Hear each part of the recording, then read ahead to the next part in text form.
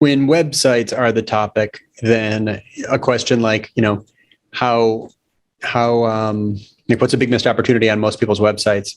One of the great answers to that is like sites would be much stronger if they just added evidence.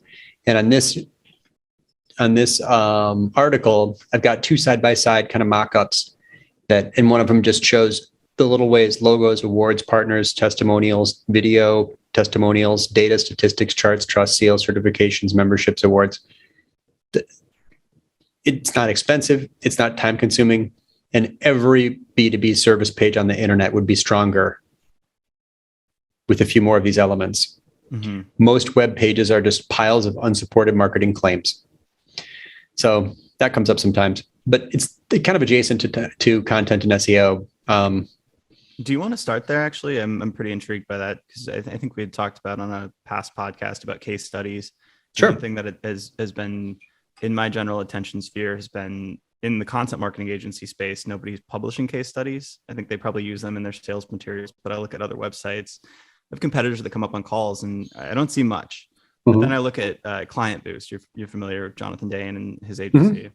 On his site, like they've got, I think it's on the second viewport on the homepage. They say our agency has more case studies than your agency has clients, or something like that. And they've got some 620 case studies. So how do you? I mean, I would love to go specific. Like, how do you guys look at social proof at Orbit?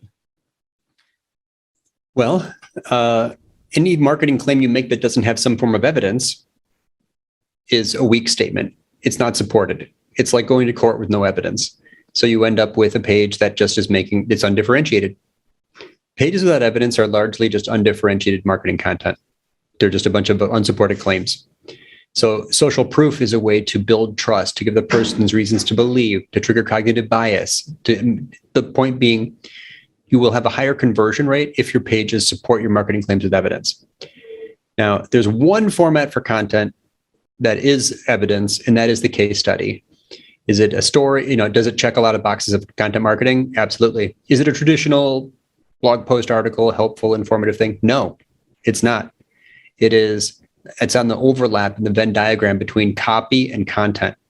Copy as in conversion, content as in, content strategy, content marketing. So I think that when we build sites, we don't make pages that lack evidence. We insist the client gives us some kind of testimonial or a data point or some proof. Put those client logos high on the homepage. And one of the few types of content that I would link to from a service page would be the case study. I would rarely, if ever, link from a service page to a blog post, because that visitor is going upwards through the funnel. You want to send visitors from blog posts to service pages, but don't send people from service pages to blog posts, because you're sending people from a page optimized to generate a lead to a page optimized to maybe get their email address. It's got social sharing. That's not a lead gen page. The template wasn't built for it. The content wasn't written for it. So, what is a case study? Problem, solution, result, or something similar. And the point is to build trust. So it's a skill that content marketers have, but rarely use for that purpose. And it's an asset that can be extremely strong for sales support, bottom of funnel, for any website. I feel like a lot of what you talk about tends to be oriented around trust. So the web design stuff, the social proof. And one thing that I've noticed about your content strategy, I think you're famous relatively for original research, right? You've talked about putting out original research as, I think one part of it is a link magnet, but I think another part of it is the fact that you can back up all your claims in your content.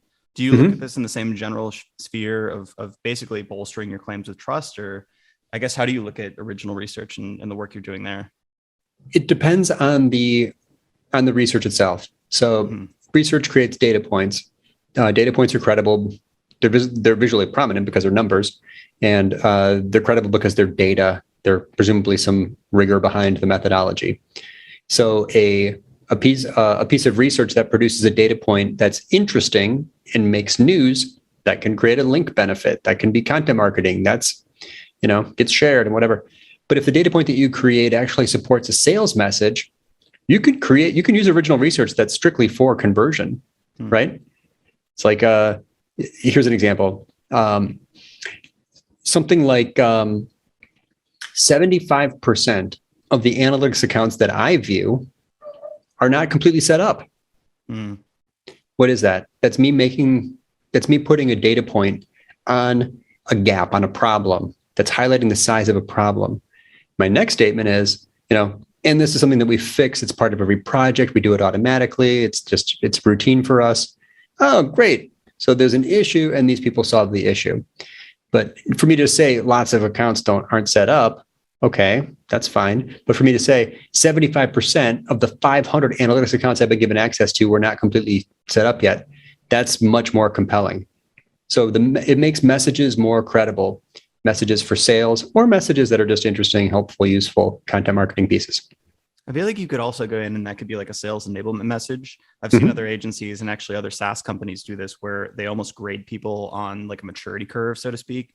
So they've got these data points, like maybe your analytics setup, maybe like a checklist as to like, your landing page best practices. And you go through and you say, you've got 5 out of 10 of these. And basically we can help you get to 10 out of 10.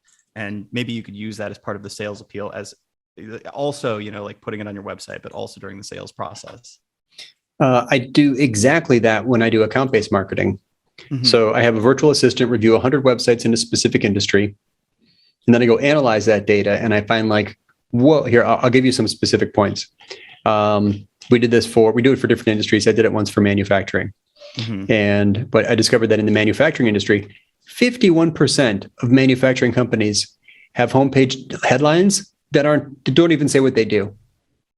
They're just vague, right? It's like, pioneering a better way. What? Right.